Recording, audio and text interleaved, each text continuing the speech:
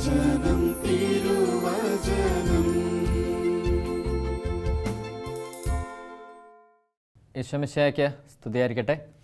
നമുക്കൊരു നിമിഷം പ്രാർത്ഥിക്കാം. നമുക്ക് കണ്ണുകളടയ്ക്കാം. പിതാവായ ദൈവത്തോട് നമുക്ക് പ്രാർത്ഥിക്കാം. ഇന്ന് ഞങ്ങൾ ശ്രവിക്കാൻ പോകുന്ന, ചിന്തിക്കാൻ പോകുന്ന വചനങ്ങൾ ഞങ്ങളുടെ ജീവിതത്തിന് മാറ്റത്തിനായി നീ മാറ്റിത്തരണമേ. അമ്മേ പരിശുദ്ധ മാതാവേ, വചനത്തിൻ്റെ മാതാവേ, നീ ഞങ്ങൾക്ക് വേണ്ടി പ്രാർത്ഥിക്കണമേ.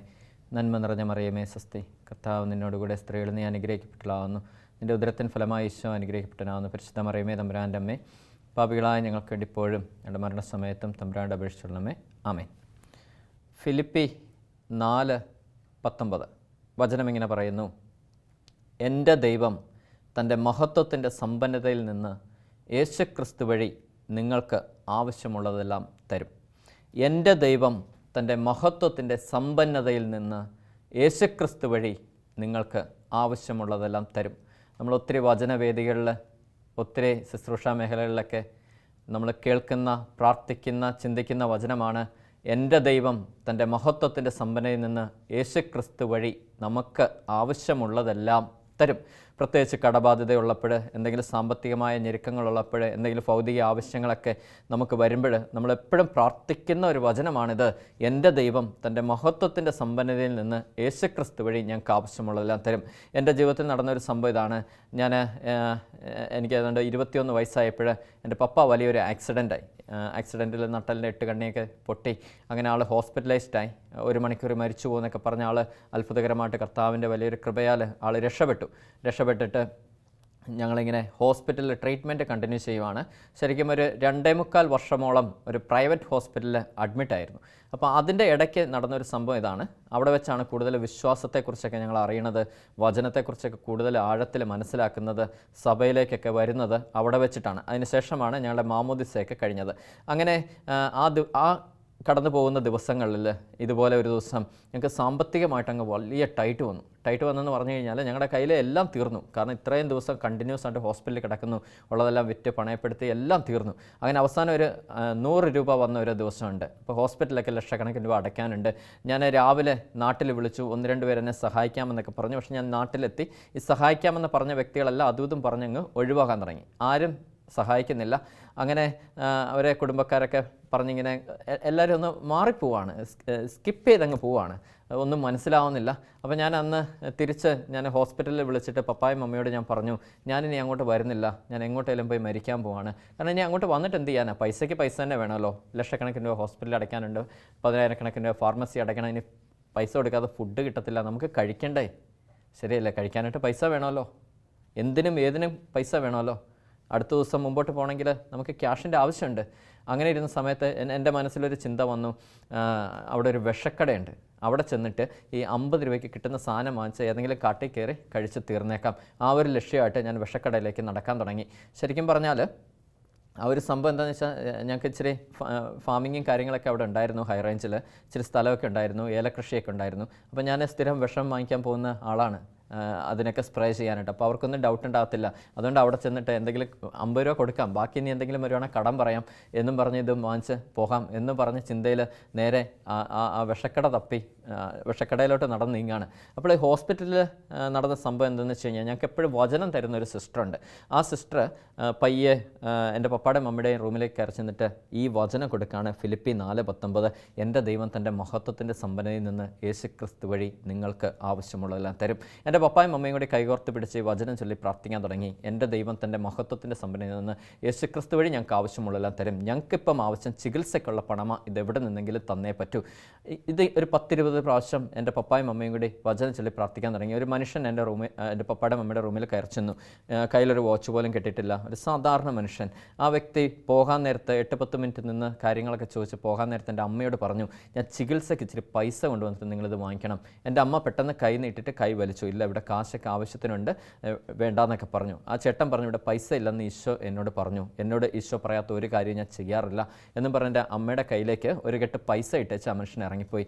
എൻ്റെ അമ്മ എണ്ണി നോക്കിയപ്പോൾ 10,000 രൂപ ഉണ്ടായിരുന്നു. എൻ്റെ മമ്മി പൊട്ടിക്കരഞ്ഞുകൊണ്ട് എന്നെ വിളിച്ച് പറഞ്ഞു, എടാ നീ അബദ്ധമൊന്നും കാണിക്കരുത്, നീ തിരിച്ചു കയറിപ്പോൾ ഒരു അത്യാവശ്യത്തിന് നമുക്കൊരിച്ചിരി പൈസ കിട്ടിയിട്ടുണ്ട്. ഈ പറയുന്ന സമയം ഞാൻ നിൽക്കുന്നത് ആ വിഷക്കടയുടെ ഫ്രണ്ടിലാണ്. ശരിക്കും എൻ്റെ ജീവിതത്തിലെ ഒരു അനുഭവത്തിൽ ഈ ഒരൊറ്റ ദൈവം മാത്രമേ ഉള്ളൂ, യേശുക്രിസ്തു മാത്രമേ ഉള്ളൂ നമ്മുടെ ജീവിതം പരാജയപ്പെട്ട് സകലരാലും തിരസ്കരിക്കപ്പെട്ട് പരാജയത്തിൻ്റെ പടുകുഴിയിൽ ഇനി ആത്മഹത്യ മാത്രമേ ഉള്ളൂ ഒരു മാർഗം എന്ന് പറഞ്ഞ് നമ്മൾ നിൽക്കുന്ന ഒരു മൊമെൻ്റ് ഉണ്ട്. അവിടെ വന്നിട്ട് നമ്മളെ ഒരു യൂ ടേൺ തിരിപ്പിക്കുന്ന ഒരൊറ്റ കർത്താവ് മാത്രമേ ഉള്ളൂ. അവൻ്റെ പേര് യേശു ക്രിസ്തു എന്നാണ്. അവൻ അന്നൊരു യൂ ടേൺ തിരിപ്പിച്ചു. ഞാൻ നേരെ തിരിഞ്ഞപ്പോൾ അതിൻ്റെ നേരെ അപ്പുറത്ത് ഒരു ലാറ്റിൻ പള്ളിയുണ്ട്. അതിൻ്റെ ഭിത്തിയിലൊരു വചനം ഇങ്ങനെ എഴുതി വെച്ചിരിക്കുന്നു, ജെറമിയ 32:27. ഞാൻ സകലമർത്തരുടെയും കർത്താവായ ദൈവമല്ലേ, എനിക്ക് അസാധ്യമായി എന്തെങ്കിലും ഉണ്ടോ? കാരണം അവൻ അസാധ്യമായിട്ട് ഒന്നുമില്ല. അവൻ സകലമർത്തരുടെയും കർത്താവായ ദൈവമാണ്. ക്രിസ്ത്യാനികളുടെ മാത്രം ദൈവം അല്ല അവൻ സകലമർത്തരുടെയും കർത്താവായ ദൈവമാണ്. നമ്മളെ ഒരു യൂ ടേൺ തിരിപ്പിക്കുന്ന ഒരു കർത്താവ്, ആത്മഹത്യയുടെ വക്കിൽ നിൽക്കുമ്പോൾ യൂ ടേൺ തിരിക്കുന്ന ഒരു കർത്താവ്. പിന്നെ നമ്മുടെ ജീവിതം വിജയത്തിൽ നിന്ന് വിജയത്തിലേക്ക് ഒരു ജൈത്രയാത്ര അവിടുന്ന് ആരംഭിക്കുക. തിരിച്ച് ഹോസ്പിറ്റലിൽ വന്ന് ശക്തമായിട്ട് വചനം ചൊല്ലി പ്രാർത്ഥിക്കാൻ തുടങ്ങി. ആരൊക്കെയോ റൂമിൽ വരുന്നു, കേട്ടിട്ടില്ലാത്ത ആൾക്കാരൊക്കെ വരുന്നു. ഒരു പോകാൻ നേരത്ത് ബെഡിൻ്റെ സൈഡിൽ ഒരു 500-1000 രൂപയ്ക്ക് വെച്ചിട്ട് പോകും. ഇന്നുവരെ എനിക്ക് കാശിന് ആവശ്യമുണ്ടെന്നൊരു വ്യക്തിയോട് ഞാൻ ചോദിച്ചിട്ടില്ല. എനിക്ക് എന്താവശ്യമുണ്ടായാലും ഒരു വ്യക്തികളുടെ പിന്നാലെ ഞാൻ പോയിട്ടില്ല. ഞാൻ നേരെ ചെല്ലും, വിശുദ്ധ കുർബാനയുടെ ഫ്രണ്ടിൽ മുട്ടുകുത്തും, എന്നിട്ട് പറയും, എൻ്റെ ദൈവം തൻ്റെ മഹത്വത്തിൻ്റെ സമ്പന്ന യേശു ക്രിസ്തു വഴി എനിക്ക് ആവശ്യമുള്ളതെല്ലാം തരും. അവൻ നയിക്കാൻ തുടങ്ങി, എല്ലാ കാര്യങ്ങളും നയിക്കാൻ തുടങ്ങി. അതിനുശേഷം മാമോദിസയ്ക്കെല്ലാം ശേഷം പഠിക്കണമെന്ന് ആഗ്രഹം തോന്നി. 5 പൈസയില്ല പിന്നെ പഠിക്കാനായിട്ട്. എന്നിട്ട് എൻ്റെ ദൈവം തൻ്റെ മഹത്വത്തിൻ്റെ സമ്പന്ന യേശു ക്രിസ്തു വഴി എനിക്ക് ആവശ്യമുള്ളത് തരും. ഗ്രേറ്റസ്റ്റ് വെപ്പൺ അതെൻ്റെ കയ്യിൽ കർത്താവ് തന്നിട്ടുണ്ടായിരുന്നു. അവൻ്റെ സമ്പന്നതയിൽ നിന്ന് സകലതും നയിക്കാൻ തുടങ്ങി. പഠനത്തിന് ആവശ്യമുള്ള സൗകര്യങ്ങൾ കാര്യങ്ങളെല്ലാം അവൻ അറേഞ്ച് ചെയ്യാൻ തുടങ്ങി. അവിടുന്ന് റാങ്കിങ് വാങ്ങിച്ച് പുറത്തോട്ട് ഇറങ്ങി. കാരണം പഠിക്കാനുള്ള ജ്ഞാനം കാര്യങ്ങളെല്ലാം അവൻ്റെ മഹത്വത്തിൻ്റെ സമ്പന്നതയിൽ നിന്ന് അവൻ തരാൻ തുടങ്ങി. അങ്ങനെ പൊയ്ക്കൊണ്ടിരുന്ന ഒരു ദിവസം ചോദിക്കുന്ന കാര്യങ്ങളെല്ലാം തരാൻ തുടങ്ങുക. ഒരു ദിവസം ഞാൻ ഓർക്കുന്നുണ്ട്, എൻ്റെ അമ്മ ഒരു ഞായറാഴ്ച ഉച്ചയ്ക്ക് ഹോസ്പിറ്റലിൽ കിടക്കുന്ന സമയത്ത് ഒരു 3 മണിയൊക്കെ അപ്പോൾ കരഞ്ഞത് ഞാൻ ഓർക്കുന്നുണ്ട്. അപ്പോൾ ചോദിച്ചു, എന്താ മോളെ വിഷമിച്ച് കരയുന്നത്? അമ്മ പറഞ്ഞു, എനിക്ക് വീട്ടിൽ നിന്ന് ഇച്ചിരി ആഹാരം കഴിക്കാൻ കൊതിയായി. എത്ര നാളായി ക്യാൻറ്റീനിൽ ആഹാരമൊക്കെ കഴിച്ച് നാക്കും വായൊക്കെ പൊട്ടി, എനിക്ക് ഇച്ചിരി കപ്പയും മീനും തിന്നാൻ കൊതിയായി. അപ്പോൾ അപ്പ പറയുന്നത് കേട്ടു, അതിനെന്താ ഇങ്ങനെ വിഷമിച്ച് കരയുന്നത്? ഇത്രയും തന്ന ദൈവം അവൻ്റെ മഹത്വത്തിൻ്റെ സമ്പന്നതയിൽ നമുക്ക് കപ്പയും മീനുമാണ് തരാത്തത്. ഇത് പറഞ്ഞു വാമുടാൻ ഒരാൾ വന്ന് ഡോർ തട്ടി. കഥ തുറന്ന് നോക്കിയപ്പോൾ ഒരു 5-6 പേർക്ക് കഴിക്കാനുള്ള കപ്പയും മീനൊക്കെ ആയിട്ടൊരു മനുഷ്യൻ നിൽക്കുക. എന്നാൽ കണ്ണ് നിറഞ്ഞു പോയി. കാരണം എന്താണെന്ന് ചോദിച്ചാൽ ആ മനുഷ്യൻ താഴെ കിടക്കുന്ന ഒരു പേഷ്യൻറ്റിനെ കാണാൻ വന്ന കപ്പയും മീനൊക്കെ ആയിട്ട്. വേണേൽ വിളിച്ച് ചോദിക്കാമായിരുന്നു, നിങ്ങളവിടെ ഉണ്ടോ? അവർ രാവിലെ ഡിസ്ചാർജ് ആയിപ്പോയി. നേഴ്സ് പിള്ളേർ പറഞ്ഞു, മുകളിലെ റൂമുണ്ട്, അവിടെ കൊണ്ട് കൊടുത്തേക്കാൻ. പക്ഷേ യേശു നമ്പുരാൻ അറിയാമായിരുന്നു നമ്പുരാൻ്റെ മക്കൾ ആ സമയത്ത് കപ്പയും മീനും ചോദിക്കുന്നത്. അത് തലേദിവസം വാങ്ങിപ്പിച്ച് കറി വെപ്പിച്ച് കൊണ്ടുവരുന്ന സ്നേഹം. ഉണ്ണാൻ മറന്നാലും ഊട്ടാൻ മറക്കാത്ത ഒരു ദൈവസ്നേഹമുണ്ട്. നമ്മുടെ അറിവിനെ ചിന്തയൊക്കെ അതിശയിപ്പിക്കുന്ന കർത്താവിൻ്റെ ഒരു മഹാസ്നേഹമുണ്ട്.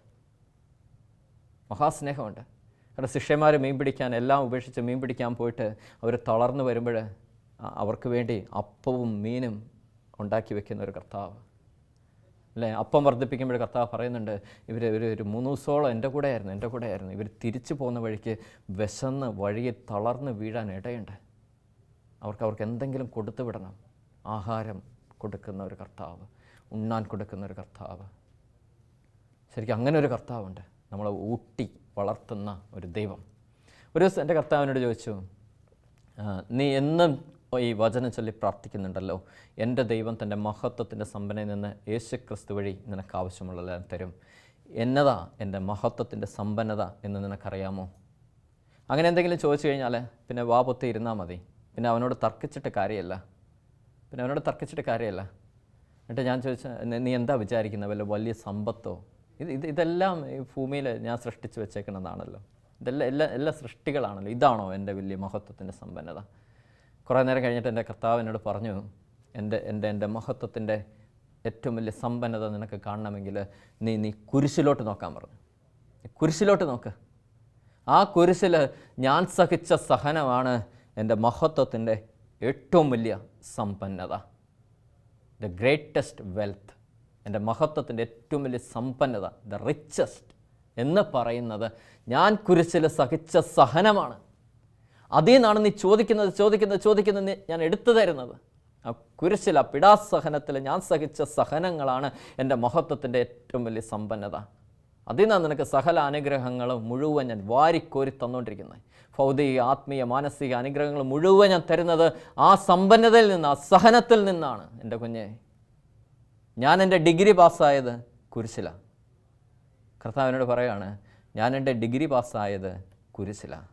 എന്നിട്ട് ഈശോനോട് പറഞ്ഞു, നിന്നെയും ഞാൻ സഭയിൽ ശുശ്രൂഷ ചെയ്യാൻ വിളിച്ചിട്ടുണ്ടെങ്കിൽ ആ ഡിഗ്രി പാസ്സാക്കിക്കാതെ ഞാൻ ഇറക്കില്ല.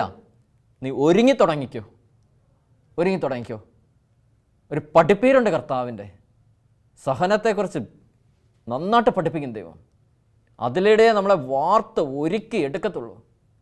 പലരും നമ്മളെ ഒറ്റപ്പെടുത്തും, മാറ്റി നിർത്തും, അവഗണിക്കും, പുച്ഛിക്കും. മുഖത്ത് നോക്കി തുപ്പുന്ന അനുഭവത്തിലൂടെ നമ്മൾ കടന്നു പോകേണ്ടി വരും. പലരും നമ്മളെ പുച്ഛിച്ച് തള്ളും. പലരും മുഖത്ത് നോക്കി അടിക്കും പലരും. പക്ഷേ അതിലൂടെയൊക്കെ കർത്താവ് നമ്മളിങ്ങനെ ഒരുക്കി വാർത്ത് എടുത്തുകൊണ്ടിരിക്കുക. അതാ പ്രഭാഷകൻ്റെ പുസ്തകം 2:5 പറയുന്നു, എന്തെന്നാൽ സ്വർണം അഗ്നിയിൽ ശുദ്ധി ചെയ്യപ്പെടുന്നു. സഹനത്തിൻ്റെ തീച്ചൂളയിൽ കർത്താവിന് സ്വീകാര്യരായ മനുഷ്യരും ഓരോ അനുഭവത്തിലൂടെ നമ്മൾ കടന്നു പോകുമ്പോൾ ഈ സഹനത്തിൻ്റെ തീച്ചൂളയിലാണ് നമ്മൾ വെന്ത് നീറി ഉരുകി വരുന്നത്. ശരിക്കും ഒരു മുന്തിരിയൊക്കെ ഒരു ചക്കിനകത്തിട്ട് ആട്ടിയെടുക്കുന്ന പോലെ. ശരിക്കും നമ്മുടെ ചക്കറിയാം, ഇങ്ങനെയുള്ള അല്ലേ, ഈ പല്ല് കടിച്ചിരിക്കുന്ന ചക്രങ്ങളാണ്. അതിൻ്റെ ഇടയ്ക്ക് ഒരു മുന്തിരി ക്രഷ് ചെയ്യപ്പെടുമ്പോൾ ഒരു മുന്തിരി എന്തുമാത്രം ഞെരുങ്ങുന്നുണ്ട്. ഒന്ന് ആലോചിച്ച് നോക്കിയേ. ഇതിങ്ങനെ ക്രഷ് ചെയ്ത് അതിനെ ഞെക്കി പിഴിഞ്ഞ് ഈ സാധനത്തിനെ നല്ല സത്താക്കി വീഞ്ഞാക്കി മാറ്റുന്നുണ്ടെങ്കിൽ എന്തുമാത്രം സഹനത്തിലൂടെയാണ് ആ മുന്തിരി കടന്നു പോകുന്നത്. ഇതുപോലെ തന്നെയാണ് നമ്മുടെ ജീവിതവും. അതുപോലെ സ്വർണം അഗ്നിയിൽ ശുദ്ധി ചെയ്യുമ്പോൾ നമുക്ക് ഈ തട്ടാമാരെയൊക്കെ അറിയാം. സ്വർണ്ണക്കടയിലൊക്കെ പോകുമ്പോഴത്തേക്ക് നമ്മൾ കണ്ടിട്ടുണ്ട്. അല്ലെങ്കിൽ എന്തെങ്കിലുമൊക്കെ സ്വർണ്ണത്തിൻ്റെ കൊളുത്ത് പോയി നമ്മൾ ശരിയാക്കാനായിട്ട് തട്ടാമാരെ കൊടുക്കുമ്പോൾ ഇതിങ്ങനെ കത്തിച്ച് അത് ഉരുക്കി ശുദ്ധി ചെയ്തെടുക്കും. ശരിയല്ലേ? ശുദ്ധി ചെയ്തെടുക്കും. അത് ശരിക്കും നമ്മളൊക്കെ സ്വർണം വിൽക്കാൻ പോകുമ്പോഴൊക്കെ നമുക്കറിയാം, അവരൊരു ഫ്ലെയിം ഇട്ട് ഇത് മൊത്തം കത്തിക്കും. അതിനകത്ത് സകല അശുദ്ധികൾ കത്തിപ്പോവും. കാരണം സോപ്പ്, ഇങ്ങനത്തെ പൊടിപടലങ്ങൾ ഇതെല്ലാം കയറിയിരിക്കുന്ന കംപ്ലീറ്റ് കത്തിപ്പോയിട്ട് ദ പ്യുവറസ്റ്റ് ഗോൾഡ് മാത്രം മാറി നിൽക്കും. ആ സാധനം തൂക്കിയാണല്ലോ നമുക്ക് വിലയിട്ട് തരുന്നത്. ശരിയല്ലേ? നമുക്കിതൊക്കെ അനുഭവങ്ങളുണ്ട്. കാരണം അതുപോലെ തന്നെ ഇങ്ങനെ കത്തിച്ച് ഈ സഹനത്തിൻ്റെ തീച്ചൂളയിലിട്ട് ഒരുക്കി നമ്മളെ മറ്റൊരു വ്യക്തിയായി ഇങ്ങനെ അങ്ങ് രൂപാന്തരപ്പെടുത്തിക്കൊണ്ടിരിക്കും. കാരണം ക്രിസ്തു സഹിച്ച പീഡകളെ ഒരു ദിവസം ഇങ്ങനെ ഒരുപാട് ഞെരുക്കങ്ങൾ, ഒറ്റപ്പെടൽ. ശരിക്കും ഈ ഒറ്റപ്പെടൽ ഭയങ്കര ഒരു ബുദ്ധിമുട്ടാണല്ലോ നമ്മുടെ ജീവിതത്തിൽ. പ്രത്യേകിച്ച് നമ്മുടെ പ്രിയപ്പെട്ടവർ നമ്മളെ ഒറ്റപ്പെടുത്തി കഴിയുമ്പോഴേ നമുക്ക് സഹിക്കാൻ പറ്റത്തില്ലല്ലോ. ശരിയല്ലേ? നമുക്ക് വേണ്ടപ്പെട്ടവർ, അത്രയ്ക്ക് പ്രിയപ്പെട്ടവർ, നമ്മുടെ ഉടയവർ നമ്മളെ അങ്ങോട്ട് മാറ്റി നിർത്തുമ്പോൾ, അല്ലെ, ഒരു മനുഷ്യനെ ഒറ്റപ്പെടുത്തുമ്പോൾ എല്ലാവർക്കും പെട്ടെന്ന് ഇത് മനസ്സിലാകും.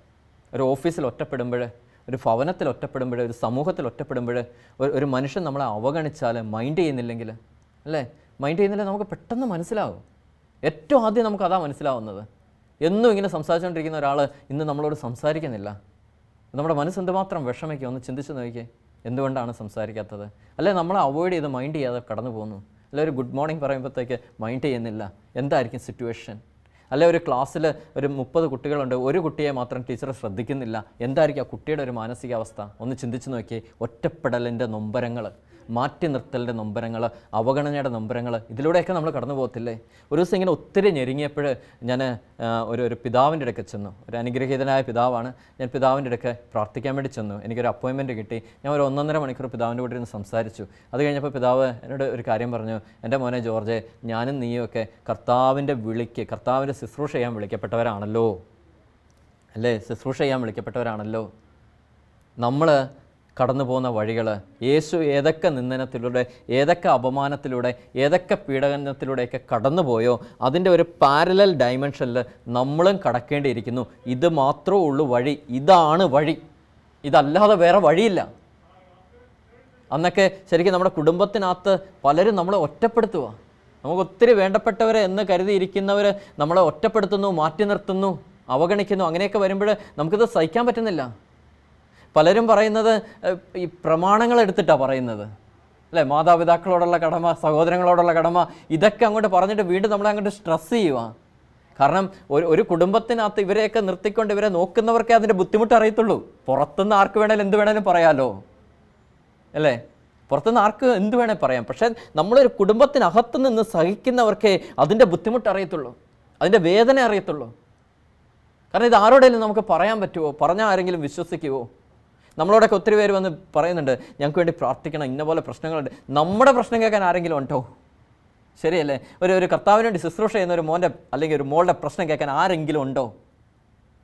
അവൻ ആരോടാവൻ മനസ്സ് തുറക്കുന്നത്? പിന്നെയും കുമ്പസാരക്കൂട്ടിൽ ചെന്ന് ഇങ്ങനെ എന്നെ നൊന്ത് നീറും കുമ്പസാരക്കൂട്ടിൽ നൊന്ത് നീറിയിട്ട് ഇങ്ങനെ എന്താ പറയണേ, ആ നീറ്റലിൻ്റെ അങ്ങേയറ്റമാണ് ഒരു കണ്ണീർ തുള്ളികളായിട്ട് നമ്മുടെയൊക്കെ കുമ്പസാരക്കൂടുകളിൽ നനഞ്ഞിറങ്ങുന്നത്. ശരിക്കും ആ സഹനത്തിൻ്റെ തീച്ചൂളയിൽ ഉരുക്കി വാർത്തെടുത്ത കണ്ണുനീർ തുള്ളികളാണ് അവിടെ വീണുകൊണ്ടിരിക്കുന്നത്. അവിടെ മാത്രമേ നമുക്ക് പറയാൻ പറ്റത്തുള്ളൂ പല കാര്യങ്ങളും, അവിടെ മാത്രമേ പറയാൻ പറ്റത്തുള്ളൂ. അതിനിപ്പോൾ പിതാവിനോട് പറയാണ്, മോനെ ഇതൊരു പാരലൽ ഡയമെൻഷനാണ്. കാരണം കർത്താവ് നടന്നു നീങ്ങി അതേ വഴിക്ക് ഞാനും നീയും നടക്കേണ്ടിയിരിക്കുന്നു. എൻ്റെ കുഞ്ഞെ, ഇത് നിൻ്റെ ഭവനത്തിൽ നീ അനുഭവിക്കുന്ന ഈ വേദന ഒരിക്കലും കുറയത്തില്ല. ഇത് കൂടി വരത്തേ ഉള്ളൂ. അനുദിനം ഇത് മൂർച്ഛിച്ചേ വരുള്ളൂ. അതുകൊണ്ട് എൻ്റെ പിതാവ് എന്നോട് പറഞ്ഞൊരു കാര്യമുണ്ട്, എൻ്റെ കുഞ്ഞെ, ഈ സ്നേഹത്തിൻ്റെ സ്ലാബിൽ നിങ്ങളെല്ലാം ഒന്നാ. നീയും നിൻ്റെ ജീവിത പങ്കാളിയും മക്കളും മാതാപിതാക്കളും സഹോദരങ്ങളും എല്ലാം ഒന്ന് തന്നെയാണ് സ്നേഹത്തിൻ്റെ സ്ലാബിൽ. പക്ഷേ വിദ്യാഭ്യാസത്തിൻ്റെ സ്ലാബിൽ, നമ്മുടെ നോളജിൻ്റെ സ്ലാബിൽ ഇത് രണ്ടും രണ്ട് തട്ടിലാണ് നിൽക്കുന്നത്. അതുകൊണ്ട് താഴെ നിൽക്കുന്നവർക്ക് മുകളിലുള്ളവരെ മനസ്സിലാവത്തില്ല, മുകളിൽ നിൽക്കുന്നവർക്ക് താഴെയുള്ളവരെ മനസ്സിലാക്കാൻ പറ്റത്തില്ല. അവിടെയാണ് വ്യത്യാസം വരുന്നത്. നിങ്ങൾക്ക് സ്നേഹത്തിൽ നിങ്ങൾ ഐക്യം തന്നെയാണ്, പക്ഷേ ഈ സ്ലാബിൽ വ്യത്യാസമുണ്ട്. അവിടുത്തെ പ്രശ്നങ്ങളാണ് അങ്ങോട്ടും ഇങ്ങോട്ടും അംഗീകരിക്കാൻ പറ്റുന്നില്ല. അവിടെയാണല്ലോ വിഷയം വരുന്നത്. അതുകൊണ്ട് ഇത് കൂടി വരത്തേ ഉള്ളൂ. നീ നിൻ്റെ മനസ്സിനെ പക്വതപ്പെടുത്തണം. ഇത് ഫേസ് ചെയ്ത് അപ്പുറം കടക്കാൻ വേണ്ടി ഇതൊരിക്കലും കുറയത്തില്ല. കാരണം ഇത് കർത്താവിൻ്റെ വഴിയാണ്. ഇതിങ്ങനെ ഉണ്ടാവത്തുള്ളൂ. ശരിക്കും പറഞ്ഞാൽ പിതാവ് എന്നെ അങ്ങോട്ട് ഭയങ്കരമായിട്ട് ബൂസ്റ്റ് ചെയ്തു. ഇതാണ് ഈ സഹനത്തിൻ്റെ തീച്ചൂളയിൽ നമ്മളെയൊക്കെ വാർത്ത് ഒരുക്കിയെടുക്കുമെന്ന് പറയുന്നത്. കാരണം അങ്ങനെ കർത്താവ് ഓരോ കൃപ നമുക്ക് തരത്തുള്ളേ. അപ്പോൾ ഇങ്ങനെയൊക്കെ പറഞ്ഞുകൊണ്ടിരുന്നപ്പോൾ എൻ്റെ ഉള്ളിൽ നിന്ന് ഇങ്ങനെ ഒരു ശബ്ദം കേൾക്കുകയാണ്, എൻ്റെ മുഖത്ത് കാർക്കിച്ച് തുപ്പി ഞാൻ റിയാക്ട് ചെയ്തില്ല. ഈശോ പറയുകയാണ്, എൻ്റെ മുഖത്ത് ഞാൻ കാർക്കിച്ച് തുപ്പി ഞാൻ റിയാക്ട് ചെയ്തില്ല. ആണത്വമില്ലാത്തതുകൊണ്ടാണോ അവൻ പ്രതികരിക്കാത്തത്? അല്ല, ഒരിക്കലും അല്ല. കാരണം അതുപോലെ മനസ്സിൻ്റെ കട്ടി ആ സഹനത്തിൻ്റെ തീച്ചൂളയിൽ ഇങ്ങനെ വാർത്തെടുത്ത് അങ്ങനെ വന്ന ഒരു വ്യക്തിയെ സംബന്ധിച്ചിടത്തോളം ആ മനസ്സിൻ്റെ കട്ടിയാണ് അവനെ കൊണ്ട് റിയാക്ട് ചെയ്യിപ്പിക്കാത്തത്, പ്രതികരിപ്പിക്കാത്തത്. അല്ലേ? നമ്മുടെയൊക്കെ മുഖത്ത് ഒരാൾ സൂക്ഷിച്ച് നോക്കി എന്താണോ നോക്കുന്നതെന്ന് ചോദിക്കും, അല്ലെങ്കിൽ നമുക്ക് പ്രതികരിക്കാൻ തോന്നും ചില കാര്യങ്ങൾക്ക്. ശരിക്കും ഈ എന്താ പറയുന്നത്, സൈലൻസ്, ഇറസ്പോൺസ് എന്നൊക്കെ പറയുന്നത് ചില കാര്യങ്ങൾക്ക് അത്യാവശ്യം വേണ്ടതാണ്. ഒരു ദിവസം പരിശുദ്ധ അമ്മ പറഞ്ഞിട്ടുണ്ട്, എൻ്റെ നിലപാട് നീ എടുത്താൽ മതി. ഞാൻ ചോദിച്ചു അമ്മയോട്, എന്താ നിൻ്റെ നിലപാട്? അമ്മ എന്നോട് പറഞ്ഞു, ഒരു പിശാച് വന്ന് ഇവിടെ തലകുത്തി മറിഞ്ഞാലും ഞാൻ മൈൻഡ് ചെയ്യത്തില്ല. ശരിയാണല്ലോ? ഇപ്പം നേരത്തെ ഞാൻ പറഞ്ഞ കാര്യം, നമ്മളെ ഒരാൾ ചെറുതായിട്ടൊന്ന് അവോയ്ഡ് ചെയ്ത് കഴിഞ്ഞാൽ നമുക്ക് എന്തുമാത്രം ഫീൽ ചെയ്യുന്നുണ്ട്. ശരിയല്ലേ? അപ്പോൾ നമ്മളൊരു വീട്ടിൽ ചെന്നിട്ട്, നമ്മളൊരു വീട്ടിൽ വിരുന്നിന് വിളിച്ചിട്ട് അവിടെ ചെന്നിട്ട് നമ്മളെ മൈൻഡ് ചെയ്തില്ല, എന്തായിരിക്കും അവസ്ഥ? പരിശുദ്ധ അമ്മയുടെ നിലപാട് ഇതാണ്. ചില കാര്യങ്ങൾക്കൊന്നും മൈൻഡ് ചെയ്യത്തില്ല. ചില കാര്യങ്ങളൊന്നും മൈൻഡ് ചെയ്യാതിരിക്കണമെങ്കിൽ അതനുസരിച്ച് നമ്മളത് മൈൻഡ് ചെയ്യാതിരിക്കണേ. ശരിക്കും ആ ഒരു സിറ്റുവേഷനിലേക്ക് നമ്മൾ എത്തും, ഒരു സിറ്റുവേഷനിൽ. കാരണം കുറേ സഹിച്ച് അതിനെ തരണം ചെയ്ത് അപ്പുറം കിടക്കുന്ന ഒരു ലെവലിലേക്ക് നമ്മൾ വരും. അങ്ങനെ വരണം നമുക്ക്. കാരണം ഒരു കുടുംബത്തിൻ്റെ ഉത്തരവാദിത്വം എന്ന് പറയുന്നത് അത് ചെയ്യുമ്പോഴത്തേക്ക് അതിൻ്റെ ബുദ്ധിമുട്ട് അറിയത്തുള്ളൂ. ഒരു സ്വന്തം കുടുംബത്തെ നിർത്തി ജീവിത പങ്കാളിയെ, മക്കളെയും മാതാപിതാക്കളെയും സഹോദരങ്ങളെയൊക്കെ ഒരുമിച്ച് കൊണ്ടുപോകുന്ന ഒരു സിറ്റുവേഷൻ, അത് കൊണ്ടുപോകുന്ന ആൾക്കാർ അറിയത്തുള്ളൂ. എന്തുമാത്രം സഹനങ്ങൾ സഹിക്കേണ്ടി വരും. വാക്കുകൊണ്ട് മുറിപ്പെടുത്തും, ഇവിടുന്ന് അങ്ങോട്ടും പോകും. അതാണ് പ്രശ്നമേ. നമ്മളും മുറിപ്പെടുത്തും, അത് കേൾക്കുമ്പോൾ അപ്പുറത്തുനിന്നും വരും. ഇതിങ്ങനെ ഈ ഒരു കുടുംബജീവിതത്തിൻ്റെ പശ്ചാത്തലത്തിൽ ഞാൻ നിൽക്കുമ്പോൾ ഇതുപോലെ തന്നെയാണ് ഓരോ വിളിയും. ഒരു വൈദികരുടെ ഇടയ്ക്ക്, സന്യസ്തരുടെ ഇടയ്ക്ക്, ശുശ്രൂഷകരുടെ ഇടയ്ക്ക്, ഒരു സ്ഥാപനത്തിൽ, ഇതെല്ലാം ഒരു ഡിഫറെൻറ്റ് ഡയമെൻഷനാണേ ഉള്ളൂ പ്രശ്നങ്ങൾ. എവിടെയാണേലും ഈ സഹനത്തിൻ്റെ തീച്ചുളയിലാണ് കർത്താവ് നമ്മളെ ശുദ്ധി ചെയ്തെടുക്കുന്നത്. അതാ ഫിലിപ്പി 4:19, എൻ്റെ ദൈവത്തിൻ്റെ മഹത്വത്തിൻ്റെ സമരം. അവൻ്റെ മഹത്വത്തിൻ്റെ സമരം എന്ന് പറഞ്ഞാൽ അവൻ കുരിശിൽ സഹിച്ച സഹനമാണ്. അവിടുന്നാണ് അവൻ ഡിഗ്രി എഴുതി പാസ്സാക്കിയത്. അതുകൊണ്ട് നമ്മളെയും ആ ഡിഗ്രി പഠിപ്പിച്ച് പാസ്സാക്കിപ്പിച്ചിട്ടേ അവനൊരു ശുശ്രൂഷ രംഗത്തേക്ക് നമ്മളെ ഇറക്കി വിടത്തുള്ളൂ. കാരണം അത് നന്നായിട്ട് പഠിപ്പിക്കും. പ്രാക്ടിക്കൽ ലൈഫിൽ തന്നെ കർത്താവ് പഠിപ്പിക്കും. ശരിക്കും ഒന്ന് ആലോചിച്ച് നോക്കിയേ, എന്ത് കർത്താവ് എന്ത് പ്യൂറാക്കി എടുക്കുക. ശരിയല്ലേ? എന്ത് വിശുദ്ധീകരിച്ചെടുക്കുക. സ്വർണ്ണമൊക്കെ അഗ്നിയിൽ ശുദ്ധീകരിക്കപ്പെടുന്നത് നിസ്സാര കാര്യമാണോ? എത്ര ഡിഗ്രി സെൽഷ്യസിലാണ് ഈ സാധനം കിടന്ന് ഉരുകി എൻ്റെ സകല അശുദ്ധിയും പോയിട്ട് ശുദ്ധമായ തനി തങ്കമായിട്ട് കിട്ടുമല്ലേ? ഈ ഒരു കാലഘട്ടത്തിൽ അത് ഭയങ്കര ഇമ്പോർട്ടൻ്റ് അല്ലേ, തനി തങ്കം എന്ന് പറയുന്നത്. എല്ലാത്തിനെയും നമുക്ക് വിശ്വസിക്കാൻ പറ്റുമോ? അങ്ങനെ ഒരു കാലത്തിലൂടെയാണോ നമ്മൾ പോണത്? നമ്മളും അതുപോലെ തനി തങ്കമായിരിക്കണം. ആ ഒരു തനി തങ്കമായി മാറണമെങ്കിൽ എന്തുമാത്രം പ്രോസസ്സ് ഉണ്ട് അതിൻ്റെ പിന്നിൽ അല്ലേ? ഒരു കർത്താവ് ഈ വെള്ളത്തെ, പച്ചവെള്ളത്തെ മേൽത്തരം വീഞ്ഞാക്കിയല്ലേ മാറ്റിയത്. മേൽത്തരം വീഞ്ഞെന്ന് പറഞ്ഞാൽ ഇറ്റ്സ് പ്രോസസ്സ് ചെയ്ത നല്ല ഹൈ ക്വാളിറ്റി വൈനാണല്ലോ. ദ ക്വാളിറ്റി, ഒരു വ്യക്തിക്ക് ഒരു ക്വാളിറ്റി ഉണ്ടാവണമെങ്കിൽ അവൻ്റെ സംസാരത്തിൽ, അവൻ്റെ നോട്ടത്തിൽ, അവൻ്റെ ചിന്തയിൽ, അവൻ്റെ പ്രവൃത്തിയിൽ, അവൻ്റെ ഇടപെടലിൽ ഒരു ക്വാളിറ്റി വരണമെങ്കിൽ അവൻ ഈ സഹനത്തിൻ്റെ തീച്ചൂളയുടെ ആ ഒരു അനുഭവങ്ങളിലൂടെ അവൻ കടന്നു പോയേ പറ്റൂ. അതുകൊണ്ട് ഈ വചനം എന്ന് പറയുന്നത്, ഫിലിപ്പി 4:19 എന്ന് പറയുന്നത് നമുക്ക് സമ്പത്തിന് വേണ്ടി മാത്രം ഉപയോഗിക്കാനുള്ളതല്ല. അതൊരു പാർട്ട് മാത്രമേ ഉള്ളൂ ജീവിതത്തിൻ്റെ, ശരിയല്ലേ? അതൊരു പാർട്ട് മാത്രമേ ഉള്ളൂ. അതിനുവേണ്ടി മാത്രം ഉപയോഗിക്കാനുള്ളതല്ല ആ വചനം. അവൻ്റെ മഹത്വത്തിൻ്റെ സമ്പന്നയിൽ നിന്ന്, അവൻ്റെ പിടാസഹനത്തിൽ നിന്നാണ് അവൻ തരുന്നത്. ഇനി ആ വചനം പറയുമ്പോൾ നമ്മൾ ഓർത്തോണം, അവൻ്റെ പിടാസഹനത്തിൽ നിന്നാണ് അവൻ തരുന്നത്. അതേ അനുഭവത്തിലൂടെ കടത്തിവിട്ടേ നമുക്ക് ഓരോ അനുഗ്രഹങ്ങൾ കർത്താവ് നമുക്ക് തരത്തുള്ളൂ. അതിലൂടെ കടത്തിവിടും. എന്നിട്ട് ഈശോ പറഞ്ഞു, നീ പഠിക്കാൻ ഒരുങ്ങിക്കോ, സഹനത്തിൻ്റെ തീച്ചൂളയിൽ ഞാൻ നിന്നെ ഓരോ കാര്യങ്ങൾ പഠിപ്പിച്ചു തരാം. അതിൻ്റെ വ്യക്തിപരമായ ജീവിതത്തിൽ, നിൻ്റെ കുടുംബ ജീവിതത്തിനുള്ളിൽ, നിൻ്റെ ഓഫീസിനുള്ളിൽ, നിൻ്റെ സുഹൃത്ത് ബന്ധങ്ങൾക്കിടയിൽ ഞാൻ നിന്നെ പഠിപ്പിക്കാം. നിൻ്റെ സമൂഹത്തിൽ നീ ആയിരിക്കുന്ന അവസ്ഥയിൽ ഞാൻ ഈ പ്രോസസ്സ് പതുക്കെ ഒന്ന് സ്റ്റാർട്ട് ചെയ്തോളാം. കാരണം ഇതിലൂടെ നമ്മൾ കടന്ന് നമ്മൾ അപ്പുറം കടക്കണം. നമ്മളെന്ന വ്യക്തി, അല്ല, എൻ്റെ പേര് ജോർജ് എന്ന വ്യക്തി ഒരു നല്ല വിശുദ്ധമായ ഒരു ബീജമായി മാറണം.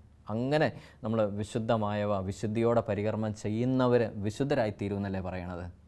ശരിക്കും ഇത് നേരെ തിരിച്ചാണ് വരുന്നത്. വിശുദ്ധരായവർ വിശുദ്ധമായ കാര്യങ്ങൾ വിശുദ്ധിയോടെ പരികർമ്മം ചെയ്യും. അശുദ്ധരായവർ അശുദ്ധമായ കാര്യങ്ങൾ പരികർമ്മം ചെയ്യത്തുള്ളൂ. അത് വിശുദ്ധരാവണം. നമ്മളൊക്കെ വിശുദ്ധിയുടെ പാതയിലാണല്ലോ. ഒന്നുകൂടി ഓർത്തുകൊള്ളുക, ഓരോ വിശുദ്ധരും തുടങ്ങിയത് വിശുദ്ധമായിട്ടല്ല. നമ്മളെപ്പോലെ തന്നെ ഒത്തിരി കുറവും കുറ്റങ്ങളൊക്കെ ഉള്ളവരായിരുന്നു അവരും. പക്ഷേ അറ്റ് എൻഡ് അവർ വിശുദ്ധരായിരുന്നു. ഇതുപോലെ നമ്മളെയും കർത്താവ് വിളിക്കുകയാണ്, നല്ലൊരു വിശുദ്ധീകരിക്കപ്പെട്ട ഒരു ജീവിതമാകട്ടെ. സഹനത്തിൻ്റെ തീച്ചൂളയിൽ നമ്മൾ വിശുദ്ധീകരിക്കപ്പെടും. അത് കർത്താവ് നമ്മളെ അങ്ങനെ നയിക്കത്തുള്ളൂ. അതുകൊണ്ടാണ് പ്രഭാഷകൻ്റെ പുസ്തകം 2:5 പറയണത്, സഹനത്തിൻ്റെ തീച്ചൂളയിൽ, അതായത് സ്വർണ്ണമഗ്നിയിൽ ശുദ്ധി ചെയ്യപ്പെടുന്നത് പോലെ സഹനത്തിൻ്റെ തീച്ചൂളയിൽ കർത്താവിന് സ്വീകാര്യരായ മനുഷ്യരും. നമുക്കൊരു നിമിഷം പ്രാർത്ഥിക്കാം. പരിശുദ്ധ അമ്മേ ദൈവമാതാവേ, ഈ സഹനത്തിൻ്റെ തീച്ചൂളയിൽ ഞങ്ങൾ നൊന്ത് നീറുമ്പോൾ നിൻ്റെ ആശ്രയം ഞങ്ങൾക്കുണ്ടാവണമേ.